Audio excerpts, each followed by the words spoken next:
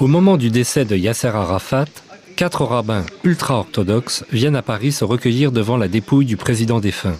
Leurs paroles, politiquement très incorrectes, ne trouvant aucun lieu pour s'exprimer, Dieudonné, au nom de la liberté d'expression, leur propose son théâtre pour une conférence de presse. Alors ceci n'est pas un sketch, hein. Pas confondre. Quelques rares journalistes y assistent, pas un article n'a été publié.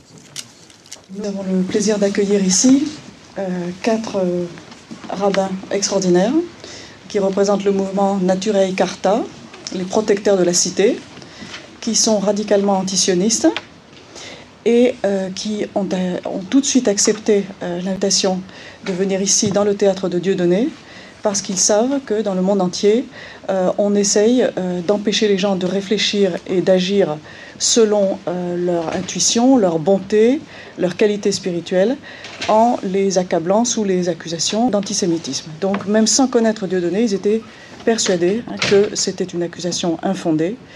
Et donc je pense qu'il y a beaucoup d'échanges qui peuvent avoir lieu entre toutes les sensibilités tellement variées que nous représentons.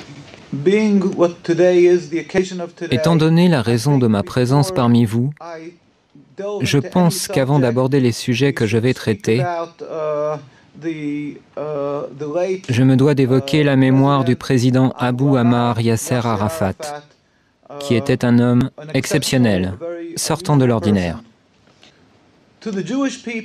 Pour le peuple juif, contrairement à la croyance populaire, c'était également une personne à l'esprit clair. Il avait une vision de l'avenir, une compréhension très profonde de ce qu'est vraiment le judaïsme et de ce qu'est le sionisme.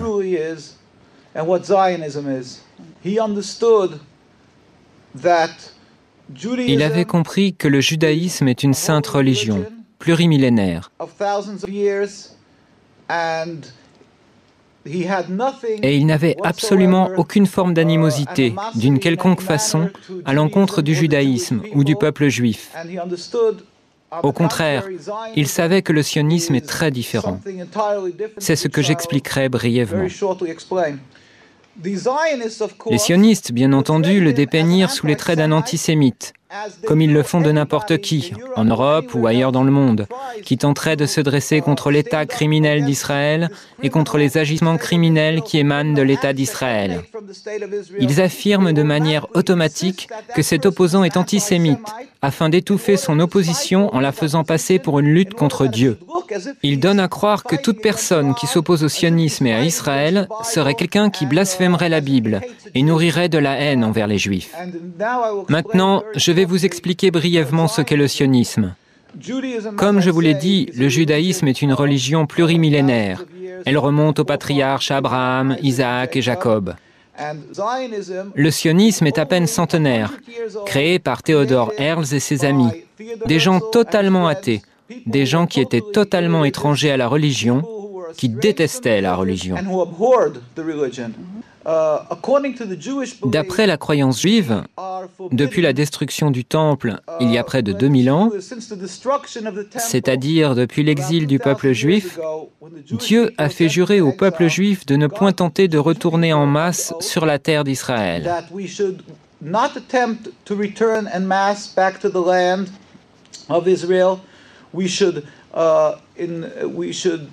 Nous ne devrions jamais nous rebeller contre une quelconque nation.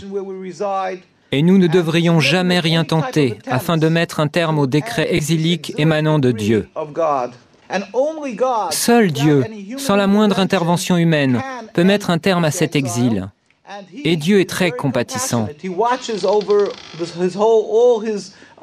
Il regarde tous les peuples qu'il a créés, et donc le peuple juif parmi eux, dans l'exil. Et c'est quand il jugera le moment opportun qu'il mettra immédiatement un terme à l'exil. Il se produira alors une révolution métaphysique dans le monde. Le monde entier reconnaîtra qu'il n'y a qu'un seul Dieu, et il le servira, rassemblé dans l'harmonie et la paix. Nous n'utiliserons pas les armes, ni ne lancerons une offensive militaire pour convaincre les gens qu'il n'y a qu'un Dieu unique. Simplement, nous nous lèverons tous ensemble pour servir Dieu, ce à quoi un juif aspire, ce qu'il espère, ce pourquoi il prie. À l'époque, au début du sionisme, à ses prémices, les rabbins se sont insurgés unanimement, Ils protestaient disant « C'est un blasphème, c'est de la rébellion contre Dieu. Si cette idéologie est mise en application, nous en souffrirons terriblement. » Malheureusement, les sionistes ont réussi. Tout d'abord, ils voulurent aller en Ouganda. Là-bas, il y avait des terres vierges, mais ils comprirent que la nation juive ne les suivrait pas.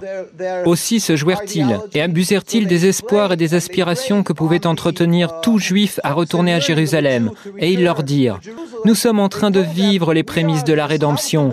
Viens, suis-nous, retournons ensemble sur la terre d'Israël. » S'appuyant sur l'ignorance des multitudes non-juives dans le monde entier, ils abusèrent de leur compassion, escomptant qu'elle prendrait pour argent comptant ce que dit la Bible, à savoir que cette terre appartient aux Juifs, et diraient qu'on leur donne la terre. Ils ont utilisé ces sentiments afin de poursuivre leur entreprise, de marquer des points sur le terrain, dans l'objectif de s'accaparer la Palestine.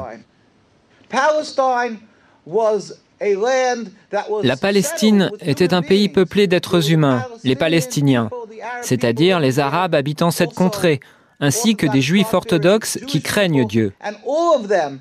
Et tous dirent comme un seul homme, « Nous ne voulons pas d'un État d'Israël, nous ne voulons pas de ça. » Et étant donné que les sionistes ont usurpé la terre, qu'ils sont allés en Palestine et qu'ils l'ont volée au peuple palestinien, ils ont soumis ce peuple par la force des armes, puis ils l'ont expulsé. C'est là une seconde grande tragédie, une transgression, une rébellion contre Dieu, un agissement criminel contre Dieu. Et tous les rabbins étaient contre ces exactions. Ils étaient ulcérés, révoltés par ce que ces juifs non religieux, ces sionistes, avaient fait. Je terminerai par ceci. Je tiens à dire simplement que les sionistes, bien loin d'être les protecteurs des Juifs et les garants d'un havre de sécurité pour eux, sont en réalité les principaux responsables de l'antisémitisme dans l'ensemble du monde. Là où l'antisémitisme n'existe pas, les sionistes le fabriquent. Ils sont les principaux responsables des dissensions et de la haine envers les Juifs dans le monde entier. Nous prions. Nous demandons à tout le monde de prier pour la liberté de la Palestine et pour la venue du jour où la gloire de Dieu sera révélée au monde entier et où nous pourrons tous le servir dans la paix et l'harmonie dans un futur proche. Amen.